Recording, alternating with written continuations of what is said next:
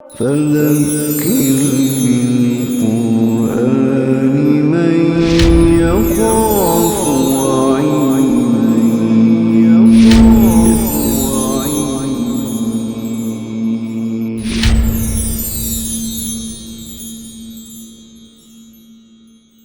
بسم اللہ الرحمن الرحیم۔ سورۃ الذاریات۔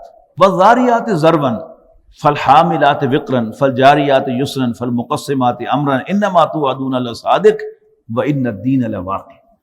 اب یہاں جو قسمیں کھائی گئی ہیں ان کے بعد مقسم علیہ باقاعدہ مینشن کیا گیا ہے، اور قسمیں کیا ہیں؟ وہ ہواؤں کی قسمیں کھائی گئی ہیں۔ والذاریات ذروا قسم ہے ان ہواؤں کی جو بکھیرتی ہیں اڑا کر، فالحاملات وقرا اور ان کی جو اٹھانے والیاں ہیں پانی سے لدے ہوئے بادل، فالجاریات یسرا پھر ان کی جو چلنے والی ہیں سبک رفتاری کے ساتھ، فالمقسمات امرا پھر ان کی جو تقسیم کرنے والی ہیں ایک بڑے کام یعنی بارش کو، انما توعدون لصادق، یقیناً جس چیز سے تمہیں ڈرایا جا رہا ہے وہ سچی ہے۔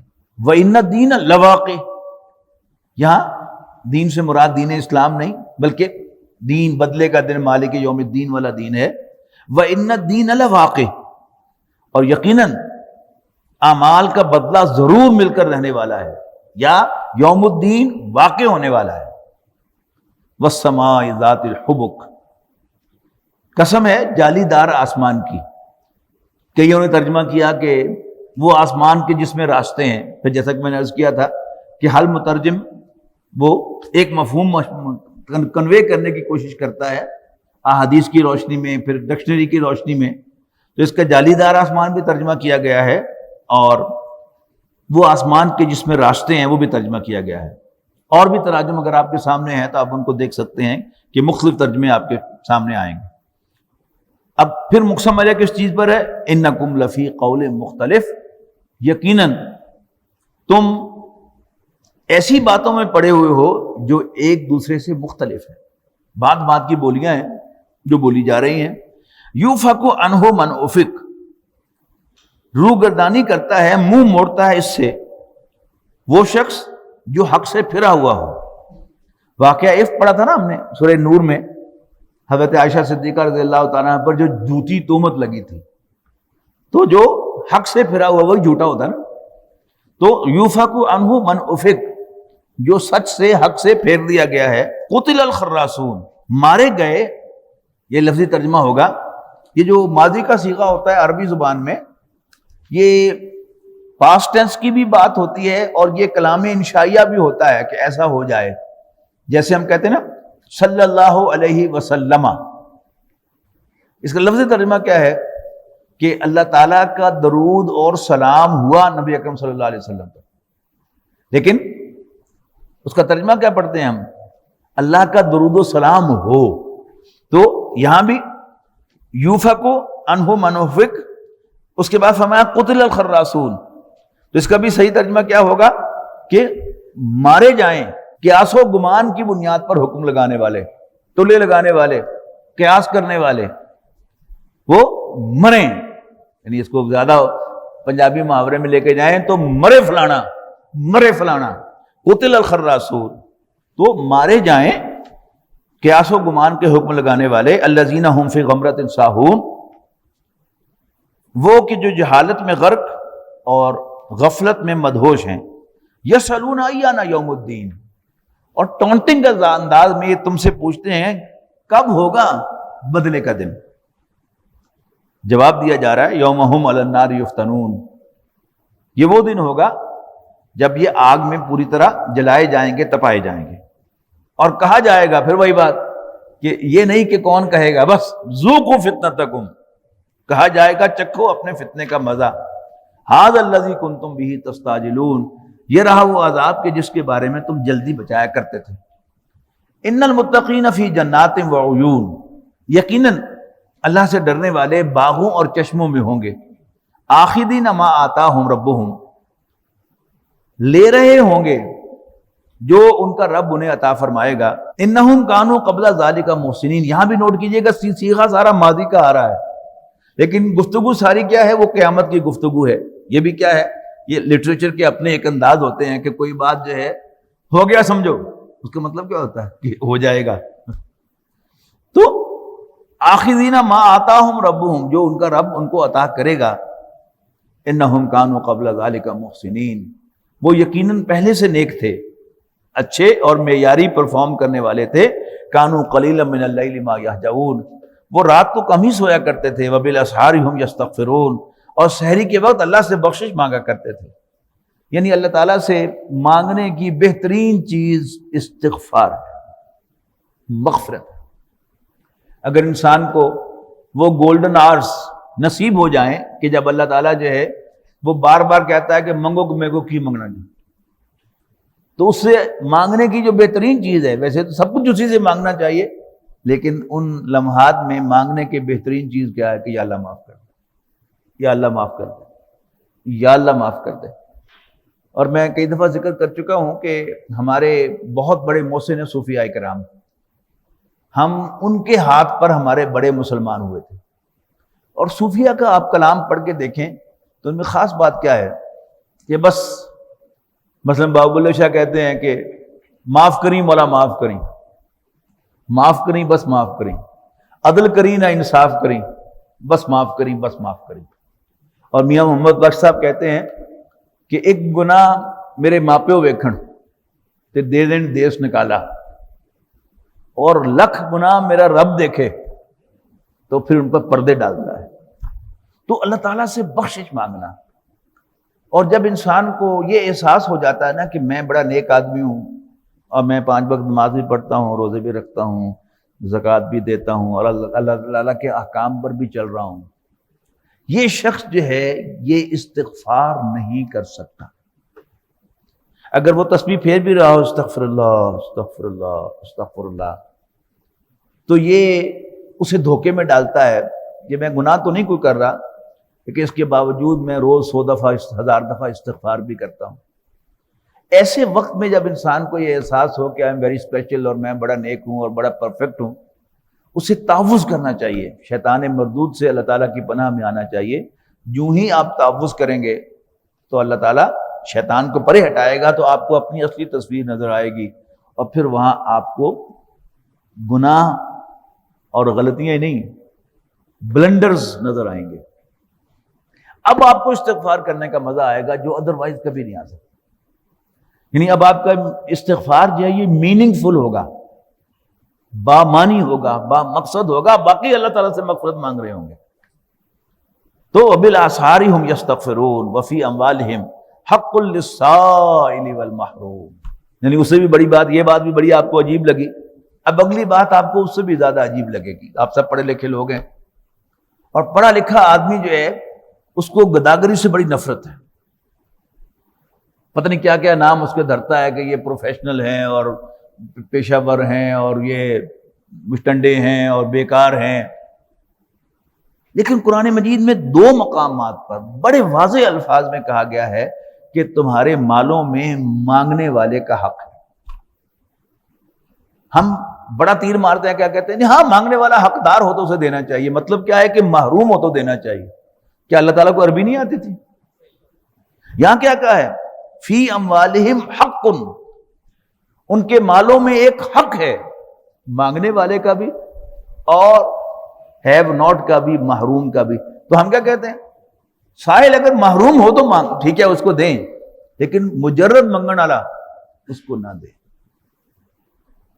اب اس کو بڑا عجیب لگے گا آپ کو، وہ بات جو پھر آپ نے بعد میں مجھ سے پوچھنی ہے، میں ابھی آپ کو اس کا جواب دے دیتا ہوں. میں گناہ گار ہوں، بہت گناہ گار ہوں. میں اللہ مجھے تہجد کے وہ اٹھنا نصیب کرتا ہے تو میں اللہ تعالیٰ سے بخشش مانگتا ہوں، حقدار یا ناحق. کیوں جی؟ جواب دیں کہ میں ہوں گناہ گار، دیکھیے اللہ تعالیٰ سے کہتا ہوں مجھے معاف کر دے. مجھے ایسا کہنے کا حق ہے کہ نہیں؟ نہیں ہے. حق کیا ہے کہ if I am guilty I must face punishment. لیکن ہم اپنے لیے جب ہاتھ اٹھاتے ہیں تو ہم کہتے ہیں کہ یا اللہ میں بڑا گناہ گار ہوں، ربی انی ظلمت نفسی ظلما کثیرا لا یغفر الذنوب الا انت فاغفر لی مغفرۃ من عندک وارحمنی، کہ میں نے اپنے اوپر بہت ظلم ڈھایا ہے تیرے سوا کوئی گناہوں کو نہیں بخشتا لہذا تو مجھے بخش دے، تو پھر مجھے مغفرت کی دعا بھی نہیں کرنی چاہیے؟ اگر ایسا ہی مجھے عدل پسند ہے تو پھر مجھے مغفرت کی دعا مانگنے کا کوئی حق نہیں ہے۔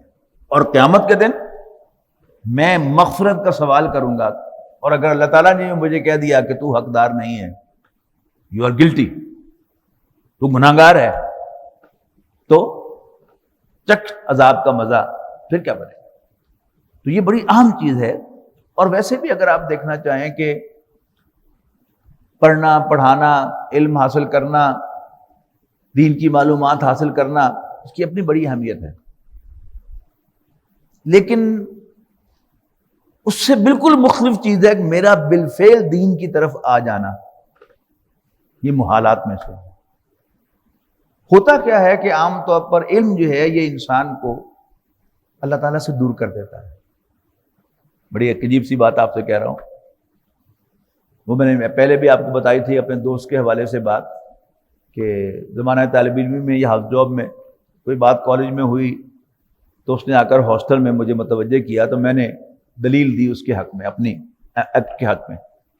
تو اس نے کہا سمی بات یہ ہے کہ ہم عام لوگ بھی غلطی کرتے ہیں، تم مولوی لوگ بھی غلطی کرتے ہو، فرق صرف یہ ہے کہ ہم عام لوگ غلطی کر کے شرمندہ ہوتے ہیں اور تم مولوی لوگ غلطی کر کے اس کے حق میں دلیل لاتے ہیں۔ جسے علامہ اقبال نے کہا تھا کہ مرید سادہ تو رو رو کے ہو گیا تائب، خدا کرے کہ ملے شیخ کو بھی یہ توفیق، نا؟ تو اللہ تعالیٰ سے رجوع کہ اگر یہ ترجمہ قرآن میں بیان کر رہا ہوں، آپ سن رہے ہیں، لیکن اس کے نتیجے میں ہمیں اللہ تعالیٰ کی طرف کوئی رجوع حاصل نہیں ہوا، تو سچ پوچھی ہمیں کچھ بھی نہیں ملا۔ اور اگر ہمیں ترجمہ سارا سمجھ نہیں بھی آیا اور یاد بھی نہیں رہا، لیکن ایک دل میں حرارت محسوس ہوئی، اللہ تعالیٰ کی طرف رجوع محسوس ہوا، تو آپ سمجھیے کہ یو گاٹ اے لاٹ، آپ نے بہت کچھ حاصل کر لیا۔ بات جو کرنا چاہتا تھا وہ کہ اس کے لیے اللہ تعالیٰ کی طرف واقعتاً رجوع کے لیے کچھ چیزیں جو ہیں ان کا اگر آپ اہتمام کریں تو that would be very nice. اس میں کیا ہے کہ جس سے ملنے کو جی نہ چاہے آپ اسے جا کر اللہ کے لیے ملیں۔ جس آدمی سے ملنے کو آپ کا جی نہ چاہے، جس رشتہ دار سے، جس کولیگ سے، جس محلے دار سے آپ کا ملنے کو جی نہ چاہے، آپ صرف اللہ کو راضی کرنے کے لیے اس کو جا کر ملیں۔ آپ اپنے دل میں محسوس کریں گے کہ دل جو ہے وہ ادھر سے ادھر مڑ گیا۔ اسی طرح جس کو دین دینے کو جی نہ چاہے، کوئی سائل ہے اور آپ محسوس کرتے ہیں کہ یہ پروفیشنل ہے، میں 20 سال سے دیکھ رہا ہوں یہیں پر بیٹھا ہوا یہ مانگتا رہتا ہے، لیکن پھر اپنے آپ سے پوچھیں کہ یہ سائل ہے کہ نہیں، اور اگر اندر سے جواب آئے کہ یہ سائل تو ہے، تو اللہ تعالیٰ کہہ رہا ہے کہ اس کا حق ہے، تو صرف اللہ کو راضی کرنے کے لیے اسے دے دیں۔ انشاءاللہ آپ محسوس کریں گے کہ آپ کے دل میں ایک تبدیلی آئی۔ That is the most important. صرف دینا اللہ کے لیے، اللہ کو راضی کرنے کے لیے۔ تو وفی اموالہم حق، ان کے مالوں میں ایک حق ہوتا ہے، للسائل والمحروم، سوال کرنے والے کے لیے اور ہیو ناٹ کے لیے۔ وفی الارض آیات للموقنین، اور زمین میں یقین رکھنے والوں کے لیے نشانیاں ہیں۔ وفی انفسکم، اور خود تمہارے اندر، تمہارے دلوں میں۔ افلا تبصرون، تو کیا تم دیکھتے نہیں ہو؟ وفی السماء رزقکم وما توعدون، اور آسمان میں تمہارے لیے رزق ہے اور وہ چیز جس کا تم سے وعدہ کیا جاتا ہے۔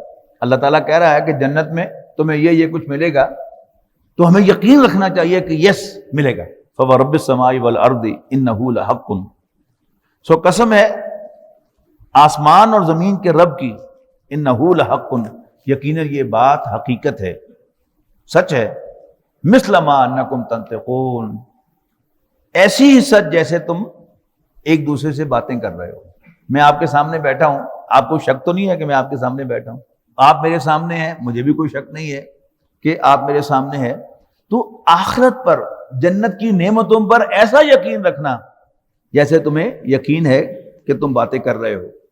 حل اتاک حدیث ضیف ابراہیم المکرمین، اور کیا اے نبی آپ تک پہنچی ابراہیم کے معزز مہمانوں کی خبر. اذ دخلوا علیہ فقالوا سلاما، جب وہ ان کے پاس آئے اور سلام پیش کیا.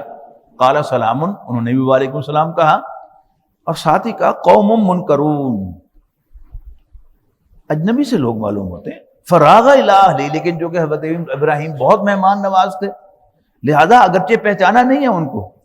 فراغ الی اہلہ، چپکے سے چلے گئے اپنے گھر والوں کے پاس. فجاء بعجل سمین، اور ایک بھنا ہوا بچڑا موٹا تازہ لے کر آ گئے.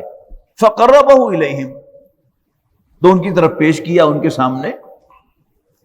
قال الا تاکلون، اور پوچھا کہ آپ کھا نہیں رہے، آپ کھا کیوں نہیں رہے. فاوجس منہم خیفہ، اور انہیں دل ہی دل میں ان سے خوف محسوس ہوا. قالوا لا تخف، مہمانوں نے کہا کہ ڈریے مت. وبشروہ بغلام علیم، اور انہیں ایک علم والے بیٹے کی خوشخبری دی حضرت اسحاق کی. فاقبلت امرأتہ فی سرۃ فسکت وجہہا، یہ سن کر آگے بڑھی ان کی بیوی. یعنی یہ عورتوں کا ٹپیکل جیسچر ہے جو یوں کر کے سر پیٹنا، اس کا یہاں پر ذکر ہے کہ چلچلاتی ہوئی اور فسکت وجہہا، اپنا ماتھا پیٹتی ہوئی. وقالت، کہنے لگی عجوز عقیم، کرنے والی گل کرو، بوڑھی اور اوپر سے بانج، کیا میں جنوں گی. اب یہاں بھی دیکھیے گا پورا جملہ نہیں ہے لیکن بات وہ سمجھ میں آ رہی ہے. کیا عجوز عقیم، بوڑھی اور بانج جنے گی. قالوا کذالک قال ربک، یہ جملہ مجھے بہت پسند ہے. فرشتے کہنے لگے کہ بی بی آپ کے رب نے ایسے ہی کہا ہے. قالوا کذالک قال ربک، آپ کے رب نے ایسے ہی فرمایا ہے. انہ حکیم علیم، یقیناً وہ بڑا سیاںا اور بہت جاننے والا ہے.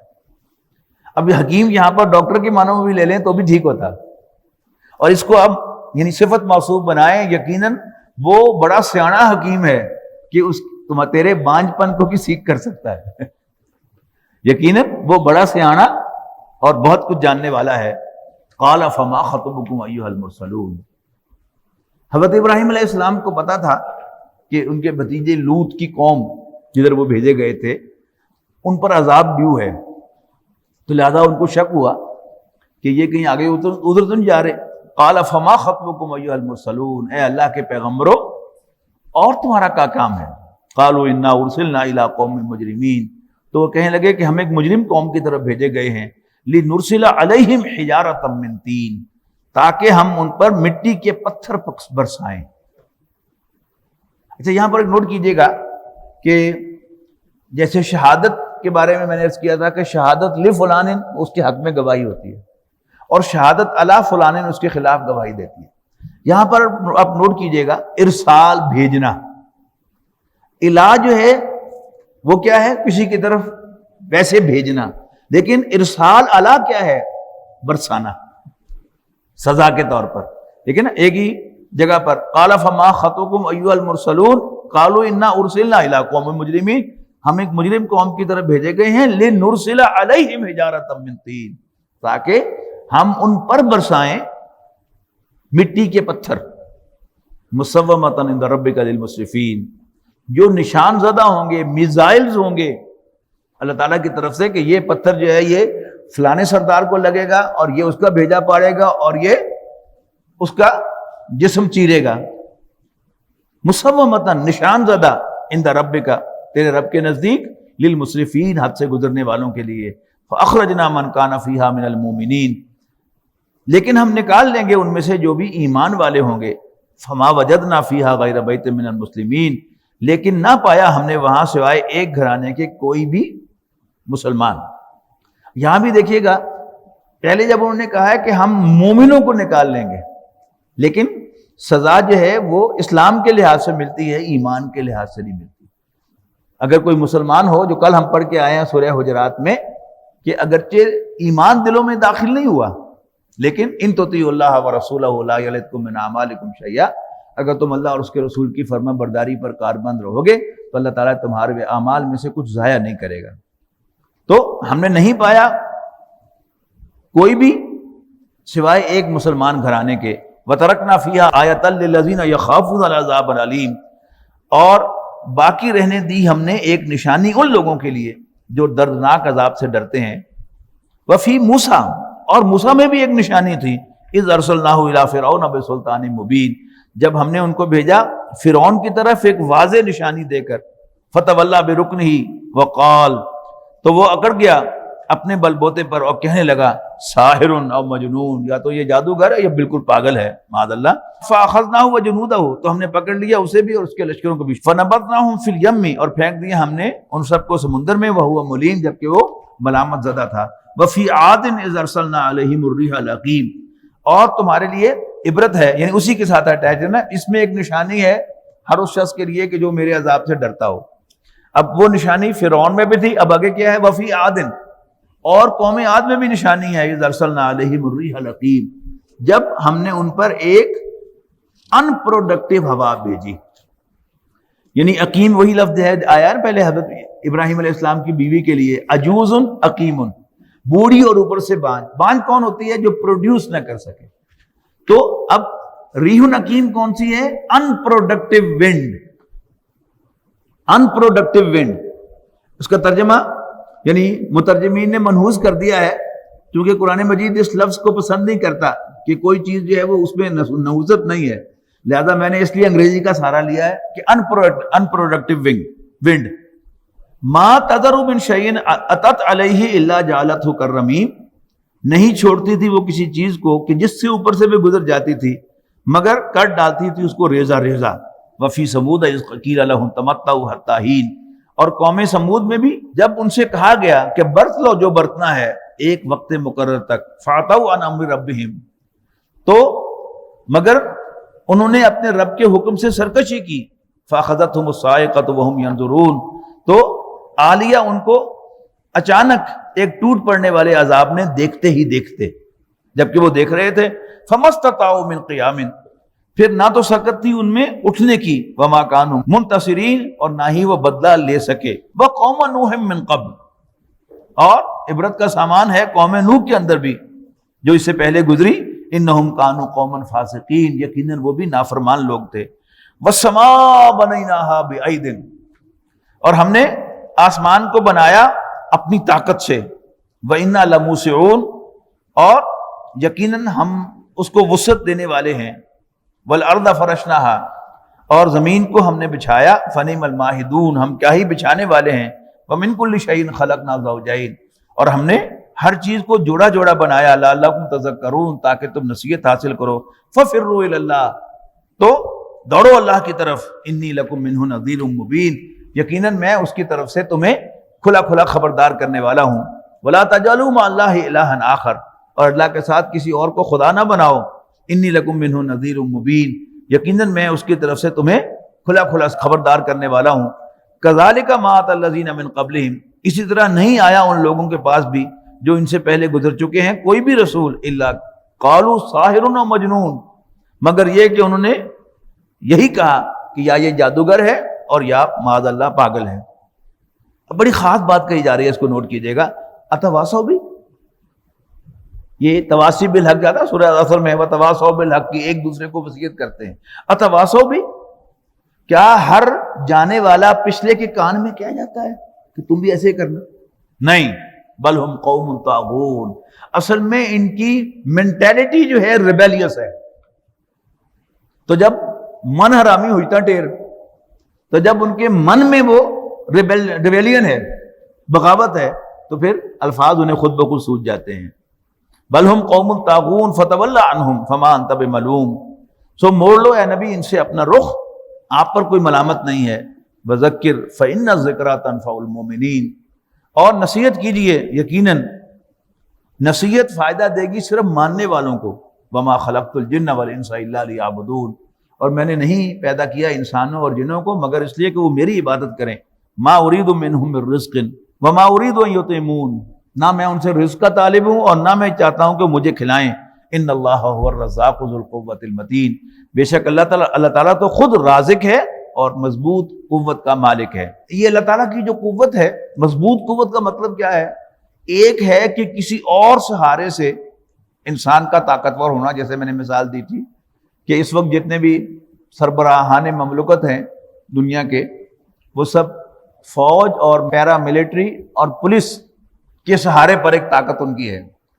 فوج ہٹ جائے، پولیس ہٹ جائے پیچھے سے، تو شاید وہ ایک دن میں تکہ بوٹی کر دیا جائے، لیکن اللہ تعالیٰ کی طاقت کسی اور کے سہارے پر نہیں۔ اللہ تعالیٰ خود قوی ہے۔ ان اللہ هو الرزاق ذو القوۃ المتین، بے شک اللہ تعالیٰ خود رزق دینے والا اور مضبوط قوت کا مالک ہے۔ فإن للذین ظلموا ذنوبا، یعنی ایک ہے ذنوب ذال کی پیش کے ساتھ، وہ ہے گناہ، یہ ہے ذال کے زبر کے ساتھ، یہ ہے ڈول جس کے ذریعے کنویں میں سے پانی نکالا جاتا ہے۔ تو فإن للذین ظلموا، یقیناً ان ظالموں کے لیے، مکے والوں کے لیے بھی اب ڈیو ہے سزا کا ایک ڈول، مثل ذنوب اصحابہم، جیسے ان کے دوست تھے ان کا وہ حصہ تھا ڈول کا، سزا کا، جو ان کے اوپر انڈیلا گیا۔ فلا یستعجلون، لہذا یہ جلدی نہ بچائیں۔ فویل للذین کفروا من یومہم الذی یوعدون، اس لیے کہ تباہی ہے ان لوگوں کے لیے جو کفر کرتے ہیں اس دن کے عذاب سے جس سے انہیں ڈرایا جا رہا ہے۔